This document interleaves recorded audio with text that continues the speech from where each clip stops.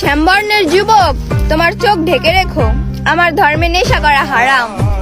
আঘাত ধরালোয় বিজলি মারে লোকে লইয়া তারা তোমার কথা ভাব।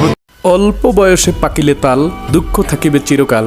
নারী তুমি রূপবতী গুণবতী, পরিশেষে ধ্বংসবর্তী। একটুক একটা মেয়ে কত বড় রিস্ক নিয়া এত বড় একটা ছাড়ার সঙ্গে ভাগ্যা যায় আরও 11 বছর যখন তখন। তাইলে বোঝেন এই মেয়ের আত্মবিশ্বাস বা তার নিজের প্রতি তার নিয়ন্ত্রণ কতটুকু ছিল, তাইলে বুঝতেই পারছেন বিষয়টা। এই মেয়েটি মূলত পক্ষে হইতেছে একজন টিকটকার, আর যার কারণে একাধিক ছেলেরা কিন্তু তাকে ইনবক্সে নক দিছে। আর সেই সুবাদেই কিন্তু ওই ছেলের সঙ্গে তার একটা আন্ডারস্ট্যান্ড বা পরিচয় হয়, আর সেখান থেকেই প্রেম, এবং 12 বছর না যাইতেই তাদের বিবাহ হয়, এবং 13 বছরের সময় 7 মাসের বাচ্চা। তার বিবাহের আগেই সম্ভবত তারা প্রেগনেন্ট ছিল। পরবর্তীতে হয়তো বা মেয়ে কোনো ভয়ভীতি দেখাইছে, ডর দেখাইছে, যার কারণে কিন্তু ছেলেটা তাকে বিয়ে করতে বাধ্য হয়েছে। কিন্তু যেই মেয়ে টিকটকার বা ছাপরি, সেই মেয়ে কিন্তু কখনোই এক পুরুষে আসক্ত হবে না।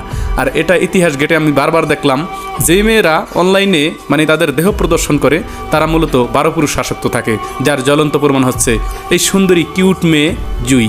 এটাই বাস্তব। বাকিটা আপনাদের মন্তব্যের ভিতর দেখতে চাই।